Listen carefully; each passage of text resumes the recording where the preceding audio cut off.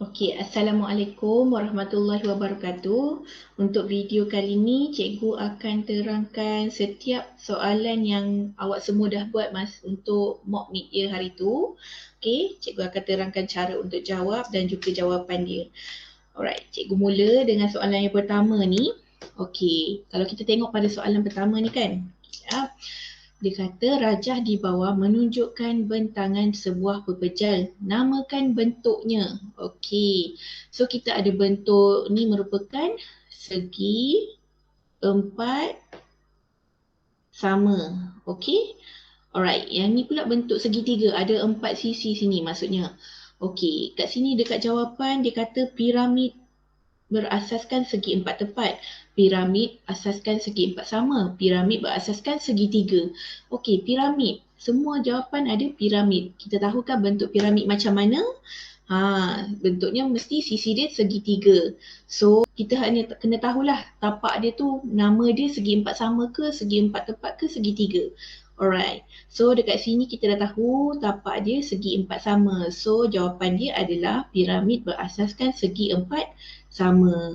Okey, segi empat tepat ni bentuk dia macam ni. Bentuk dia macam ni. Okey, segitiga macam ni lah bentuk dia. Alright. Macam ni contoh. So, jawapan dia yang ni lah. Piramid berasaskan segi empat sama. Okey, settle nombor 1. Sekejap.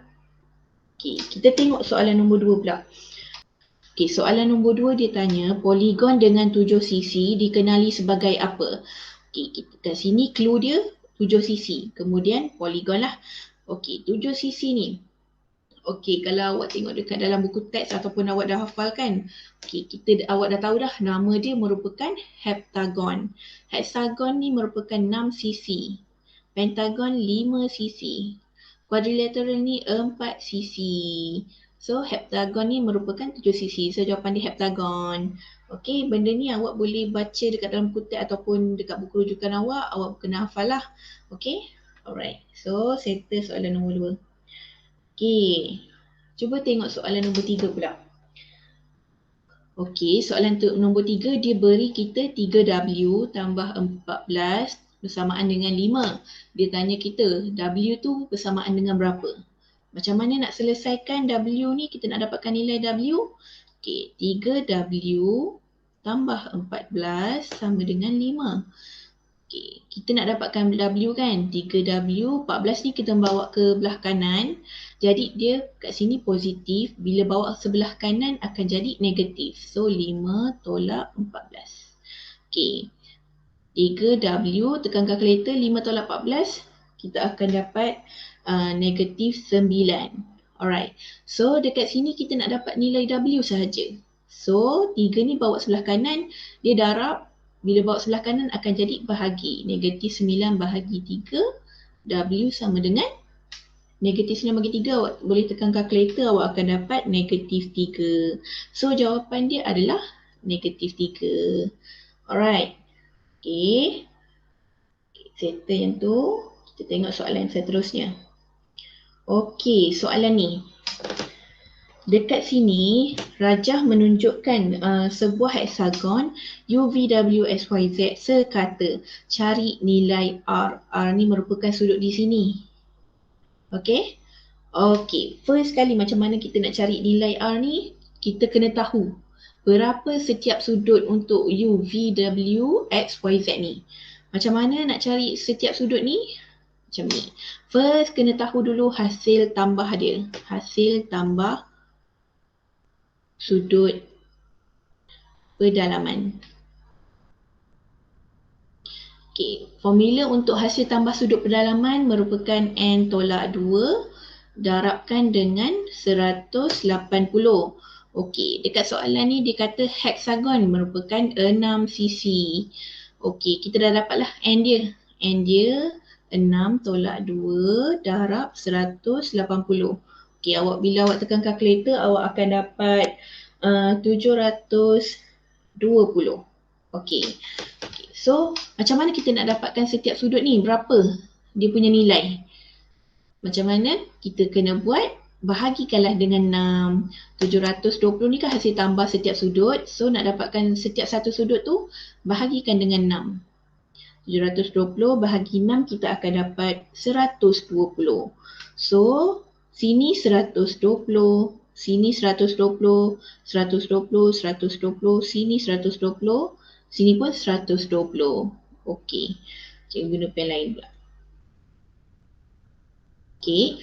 Okey, sekarang ni dia nak sudut R ni. Okey, awak bila awak tengok kat sini, dia bahagikan ZW kan, ada garis lurus ZW. Okey, di sini dia bahagi 2. So kita boleh buatlah 120 bahagikan dengan 2. Kita akan dapat 60. Okey, 60 ni merupakan sudut di sini dan juga di sini. Oops, iris. Siap 60 tu sudut di sini. Yang belah sini dengan belah sini. Okey, sekarang ni dia nak R tu. R tu kena bahagi lagi 2. Bahagi lagi 2 kita akan dapat 30. Okey, so jawapan dia 30 degree. Okey, ini satu cara. Lagi satu cara. Okey, awak boleh tengok dekat sini. Kita kan dapat dekat sini. Lagi satu cara awak boleh buat macam ni. Cikgu iris dulu dekat sini. Alright.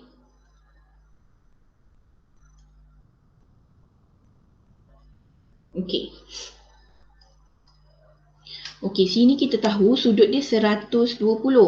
Lepas tu, segitiga ZUV ni merupakan segitiga sama kaki. Okey, garis UV dengan UZ sama kaki. Bila sama kaki, sudut di bahagian sini dengan sini adalah sama. So, macam mana kita nak dapat? Kita tahu jumlah keseluruhan sudut bagi sudut pedalaman untuk segitiga adalah 180. Okey, kita dah ada 120. So, tolakkan 120, kita akan dapat 60. Okey, 60. 60 ni bukan sudut untuk ni dengan 2 ni tau. Dia merupakan, dia sama sudut kan. Lepas tu dia ada 2 sudut ni, kita kena bahagi dulu dengan 2. Baru kita dapat di sini 30 kan. Kita dapat 30, bermaksud sini 30, sini 30. Baru kita akan dapat 120 tambah 30 tambah 30. 120 tambah 60, kosong, 678. Baru dapat sudut pedalaman 180. Kalau awak guna 60, awak tak akan dapat sudut pedalaman dia, hasil tambah dia 180 tak akan dapat. So, kena bahagilah 2.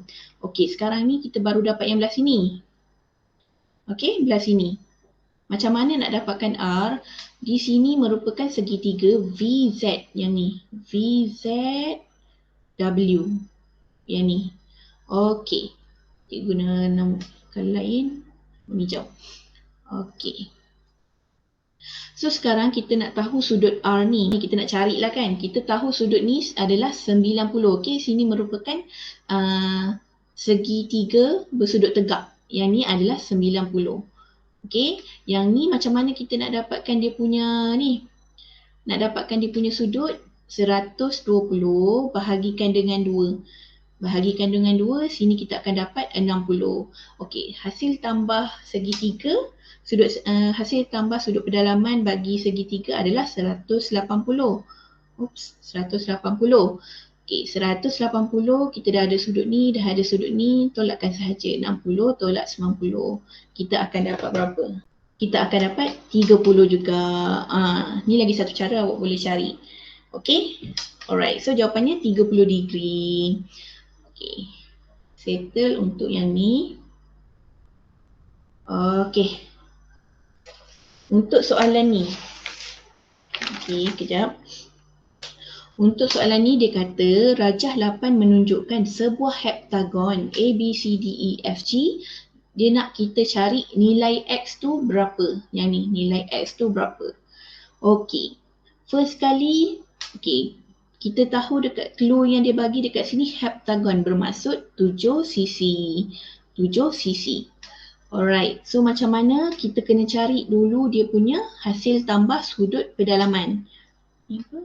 Okey. Kena cari dulu hasil tambah sudut pedalaman untuk heptagon ni. Okey, hasil tambah kita tahu dia punya hasil tambah sudut kedalaman. Formula dia N tolak 2 darab 180. Okey, di sini N dia kita tahu 7. 7 tolak 2, 180. Okey, tekan kalkulator. Tekan kalkulator, awak akan dapat 900. Okey, ini adalah hasil tambah sudut kedalaman. Kita tahu hasil tambah sudut kedalaman maksudnya awak tambahkan ni. X tambah yang sudut E ni, tambah X tambah 130, tambah 90, tambah 2X, tambah 70. Okey, alright. Sekarang ni nak sudut E ni berapa ni? Kita tak tahu kan? Kita tahu satu titik bersamaan dengan 360 darjah. So kita boleh carilah sudut E bersamaan, cikgu panggil dia sudut E lah sebab kat sini ada E. Okey, 360 tolak 170. Tekan kalkulator, awak akan dapat awak akan dapat 190. Okey, macam cikgu cakap tadi, hasil tambah sudut kedalaman ni bermaksud awak tambahkan semua sudut yang dah ada kat dalam ni, lepas tu awak comparekan dengan 900. Okey, macam ni. Cikgu start dengan A ni. Dari A ni 2X pergi ke B. Tambah 90 tambah 130 tambah X tambah E ni 190 tambah X tambah 70.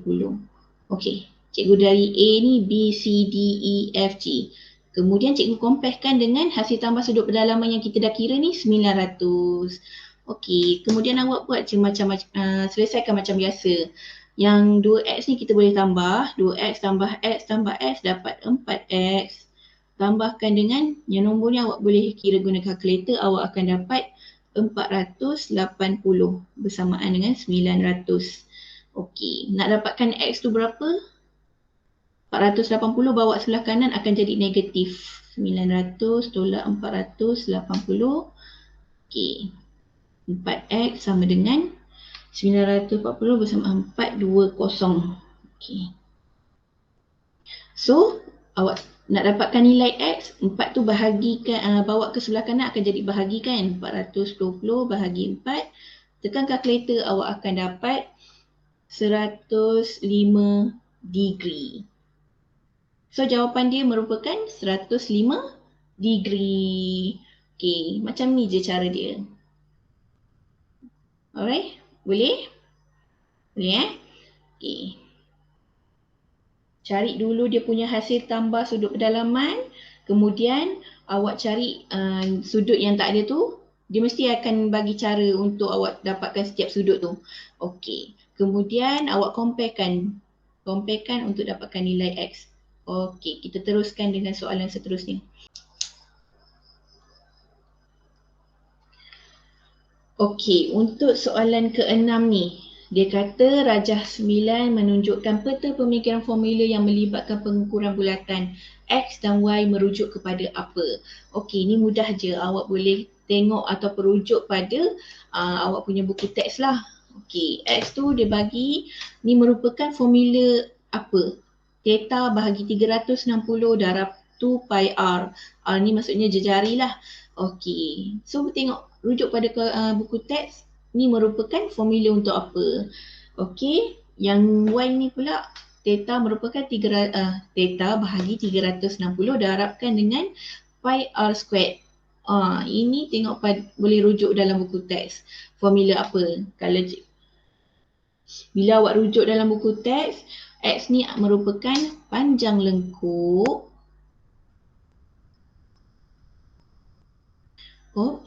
panjang lengkuk. Y ini merupakan luas sektor. Ini soalan ni mudah saja. Okey, bila awak dah dapat ni, tengok pada jawapan. Tengok pada jawapan X panjang lengkuk, X panjang lengkuk, Y luas sektor. So jawapan dia merupakan C yang ketiga ni. Okey, mudah je. Tengok, boleh rujuk. Okey. Kita teruskan dengan soalan yang ke-7. Okey. Soalan ni dia kata rajah 7 menunjukkan lengkuk bulatan KLM. Okey. lengkuk bulatan KLM dengan pusat O dan sebuah segi empat sama OKNM, disuruh kita hitung perimeter dalam cm keseluruhan rajah gunakan pi 22/7. Okay, kita tahu perimeter merupakan hasil tambah keseluruhan rajah. Okey. Hasil tambah semua sisi kan. So, rajah ni dia dah bagi kat sini segi empat sama dengan sebuah bulatan. Segi empat sama dia dah bagi KN 14 cm. Okay, ni merupakan segi empat sama. Apabila segi empat sama semua dia panjang dia semua sama kan. So, MN adalah 14 jugalah, 14 cm. Sekarang ni kita nak tahu lengkuk untuk KLM ni berapa. So, kita gunakan formula panjang lengkuk. Panjang lengkuk untuk dapatkan lengkuk KLM ni. Kita tahu formula panjang lengkuk theta bahagi 360 darabkan dengan 2 pi r. Okey, 2 pi r. R ni radius lah ataupun jejari dalam Melayunya. So, ni sudut di sini. Macam mana kita nak dapat? Dekat sini dia dah bagi clue. Segi empat sama, confirm dia akan jadi mempunyai sudut yang sama. So, sini 90, sini pun 90. Okay, macam saya pernah cakap tadi, satu titik bersamaan dengan 360 darjah. So, awak boleh buatlah 360 tolakkan dengan 90. Okay, macam mana dapat 90? Ni merupakan segi empat sama mempunyai panjang yang sama, sudut yang sama. So, 360 tolak 90 awak akan dapat, tekan kalkulator, 360 tolak 90, 270. Okey, ni merupakan sudut di sini sudut di luar ni. Okey, so masukkan saja dalam formula 270 bahagi 360 darabkan dengan 2, darabkan dengan pi dekat sini dia bagi 22/7. 22/7 darabkan dengan radius dia. Jejari dia berapa? Di sini. Jejari bulatan ni merupakan 14. Okey, 14. Okey, tekan kalkulator, awak akan dapat 66 cm. Sekarang ni soalan dia nak perimeter. So, perimeter bersamaan dengan ni merupakan 66 cm bulatan ni cik. Sorry. Okey, ni semua 66 cm.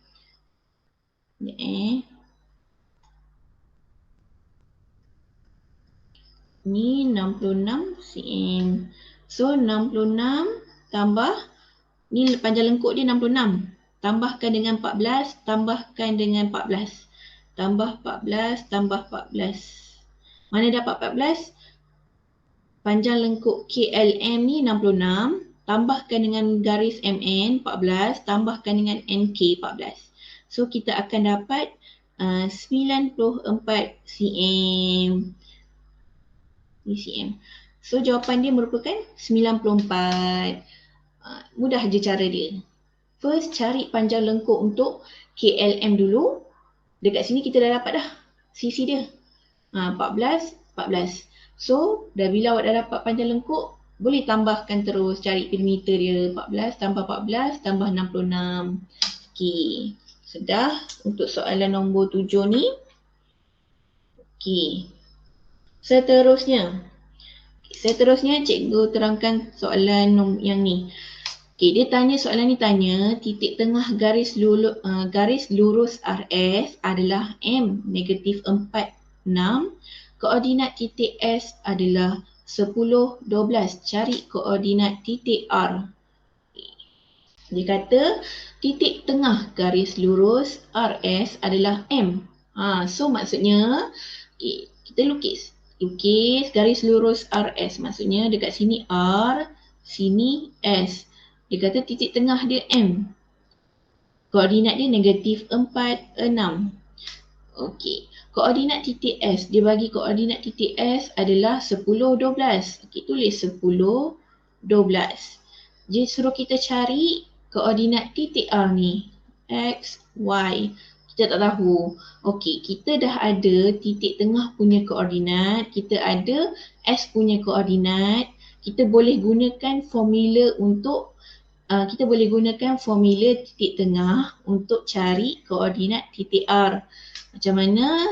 Ingat balik titik tengah punya formula.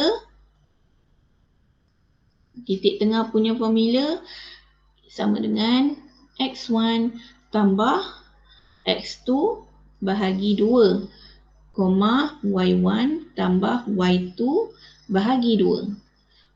Ini merupakan formula untuk titik tengah. Okay, sekarang ni dia dah bagi kita titik tengah. Negatif 4, 6. Dia suruh kita cari R kan? Okay. So maksudnya kat sini R dia X1 lah. X1 tambah X2 kita 10. Bahagi 2. Y yang kita nak cari lah. Y1 tambah Y2 dia 12 bahagi 2. Okay. Bila dah dapat macam ni, nak selesaikan macam mana? Kita comparekan. Comparekan X dia. Okay. Negatif 4 sama dengan X1 tambah 10 bahagi 2. 2 bawa ke sebelah kiri jadi darab.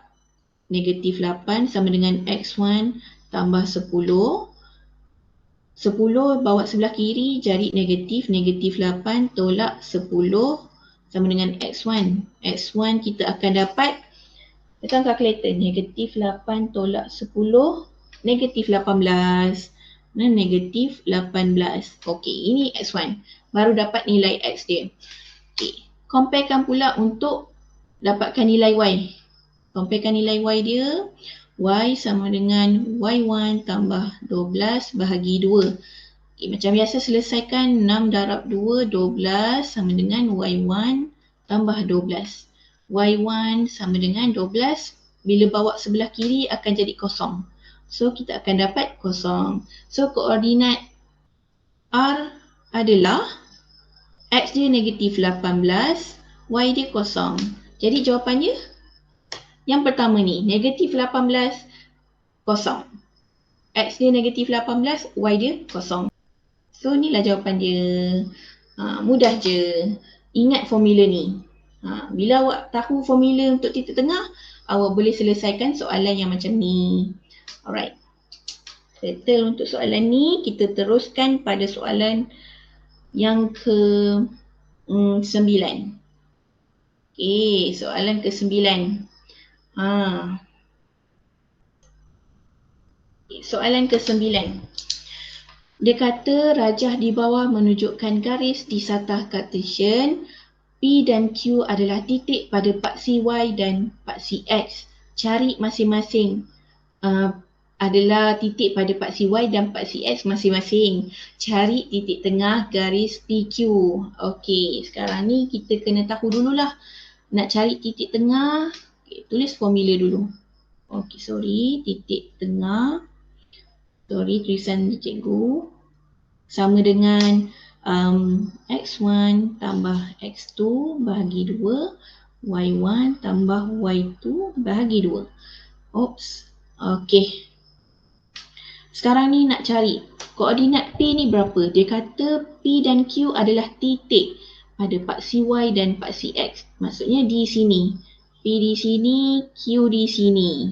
Okey, nampak tak? P di sini, Q di sini. So, dekat sini bolehlah kita cari koordinat P bersamaan dengan X kosong, Y dia 4. Okey? Nampak X dia kosong, Y dia 4. Okay, koordinat Q pula. Q. Koordinat Q, X dia 8. Dia punya Y dia kosong. Okey, kita dah dapat dua koordinat ni. Awak boleh gunakan formula titik tengah. Awak akan dapat X kosong tambah 8 bahagi 2. 4 tambah kosong bahagi 2. Oops. So awak akan dapat titik tengah dia adalah 8 bahagi 2 tekan kalkulator dapat 4. 4 bahagi 2 tekan kalkulator dapat 2. So jawapan dia adalah 4, 2. Okey, mudah je. Ingat formula ni. Bila awak tahu formula ni, confirm awak boleh ingat. Boleh buat soalan tu. Alright. Okay, kita gerak ke soalan seterusnya. Okay. Soalan ni. Okey, soalan ni dia kata diberi koordinat titik P dan R masing-masing adalah 2, 2 dan 8, 10. Sekiranya Q adalah titik tengah PR, apakah koordinat titik Q? Dia kata dia bagi koordinat titik P dan R masing-masing 2, 2, 8, 10. Dia kata sekiranya Q adalah titik tengah PR, bermaksud lukis PR. So sini P, sini R, sini Q. Dia kata titik tengah kan PR.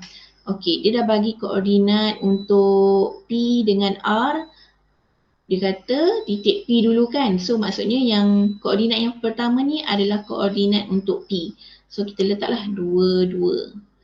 Okey, yang 8, 10 ni merupakan koordinat untuk R. 8, 10. Okey, so nak cari titik tengah. Okey, masukkan formula titik tengah. Titik tengah sama dengan X1 tambah X2 bahagi 2, Y1 tambah Y2. Y1 tambah Y2 bahagi 2. Masukkan sahaja dalam formula. Okey, 2 tambah 8 bahagi 2. 2 tambah 10 bahagi 2. Awak akan dapat, tekan kalkulator, 8 tambah 2, 10, 5, 10 bagi 2 dapat 5. 2 tambah 10, 12, 12 bahagi 2 dapat 6. So jawapan dia 5, 6. Ni jawapan dia. Mudah je. Okey. Selesai soalan ni? Okey. Alright, cuba kita tengok soalan ni pula. Okey, untuk soalan ni dia kata dia beri given punca kuasa 3, 2K tolak Y bahagi 3 bersamaan 2. Dia suruh kita express K in term of Y. Maksudnya dia suruh ungkapkan K dalam sebutan Y. Bila dia kata ungkapkan K, okey, ungkapkan K. K tu kita jadikan sebagai rumus, okey. Yang sebelah sini, sebelah kanan, kita jadikan dia sebagai sebutan Y. Okey. Express K in term of Y. Dalam bahasa Melayu, ungkapkan K dalam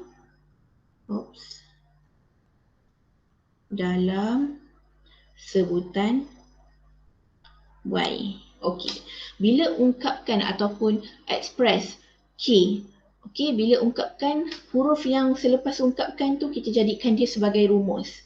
Okey, yang sebutan Y tu jadikan dia sebagai sebutanlah yang ada banyak, semua yang kita bawa ke sebelah kanan tu. Okey. So dalam soalan ni dia suruh kita jadikan K bersamaankan berapa dalam sebutan Y dia tu kan. Okey, macam biasa kita selesaikan dulu. Cikgu buat macam ni jap. Okey, cikgu tulis punca kuasa 2K tolak Y sama dengan 3.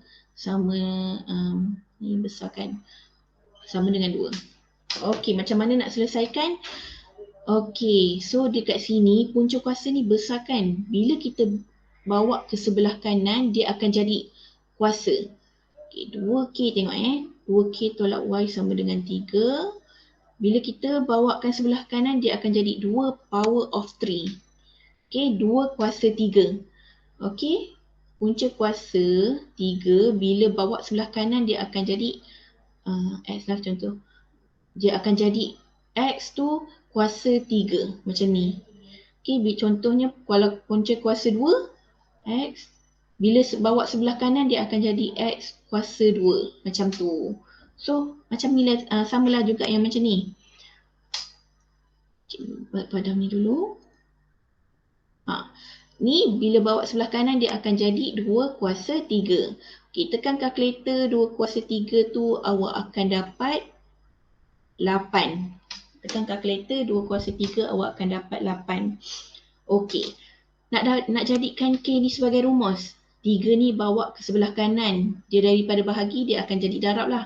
2K tolak Y sama dengan 8 darab 3. Okay, 2K tolak Y sama dengan 8 darab 3 dapat 8 darab 3 dapat 24. 24. Okey. 2K. Y tu bawa sebelah kanan. Okey. Dia nak dalam sebutan Y kan. So, semuanya bawa ke sebelah kanan. Okey. 24 bila bawa sebelah kanan jadi positif. 24 tambah Y. Okey. Sekarang ni dia nak rumus tu K sahaja. So, K sama dengan 24 tambah Y bahagikan dengan 2. So, inilah jawapan dia. Okay, dekat jawapan dekat sini ada Y tambah 24 bahagi 2. Sama sahaja.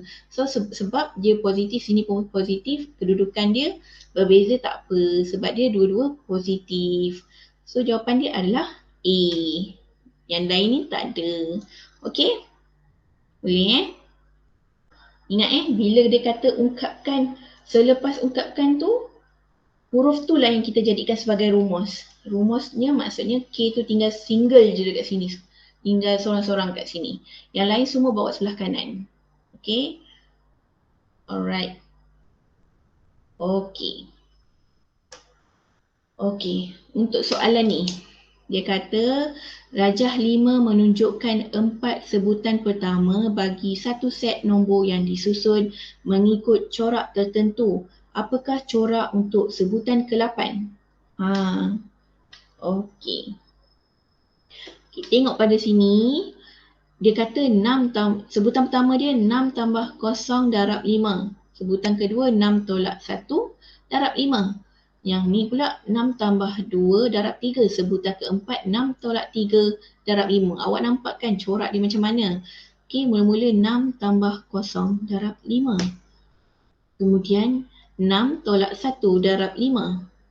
Kemudian 6 tambah 2 darab 5. Perubahannya pada tambah dengan tolak.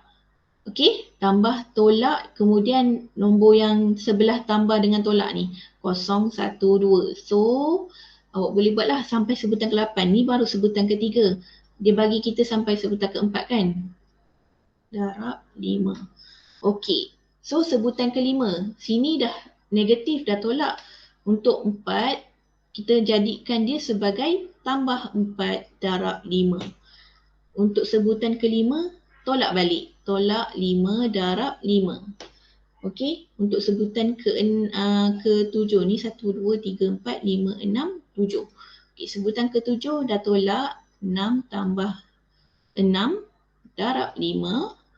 6 tolak 7 darab 5.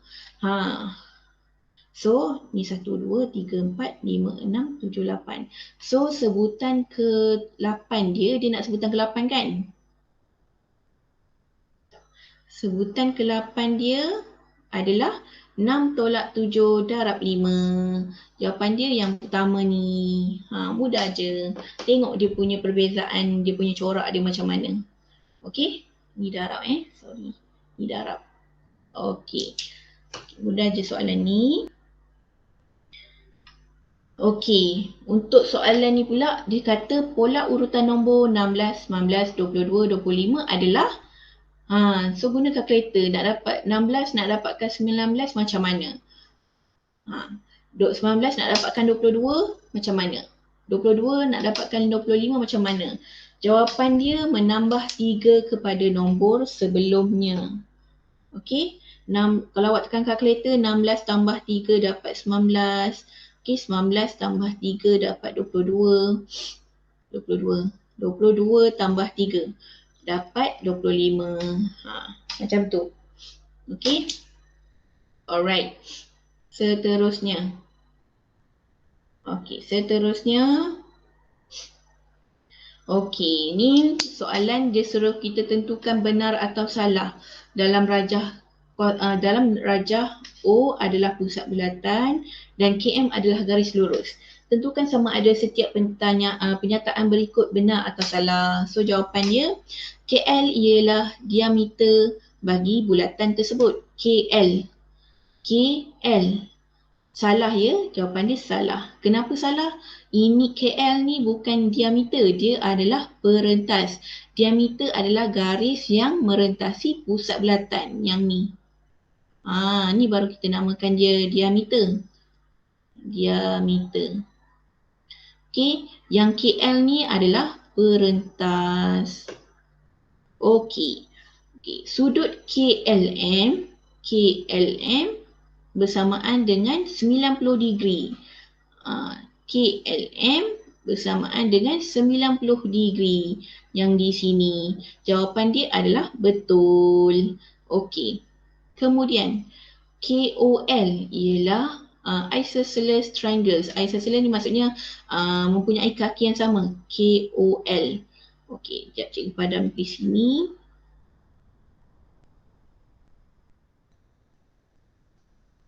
KOL mempunyai kaki yang sama. Okay, di sini jawapan dia betul. So ini dulu untuk video yang pertama, cikgu bincang dari soalan nombor 1 hingga nombor 14 dulu. Nanti untuk video kedua cikgu akan sambung soalan dari 15 sampai ke 28. Sekian, terima kasih.